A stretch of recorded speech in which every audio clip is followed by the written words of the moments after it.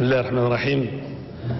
غير إلا سمحتي لي السيد الرئيس نشكر الأخ اللي هنا المغاربة بالسنة الأمازيغية 2966 ونقول ليه عطيتيني الفرصة باش نتعلم واحد الكلمة بالأمازيغية. احنا ما تعلمناهاش، ما يسرش الله.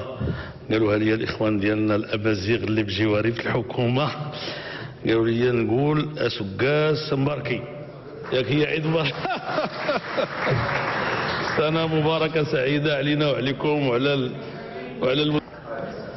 امينو اسكاس اللي بغيتيو مبارك. المهم مباركم سعود. احنا ملي كنمشيو عندهم السواسه تيقولوا لنا مباركم سعود.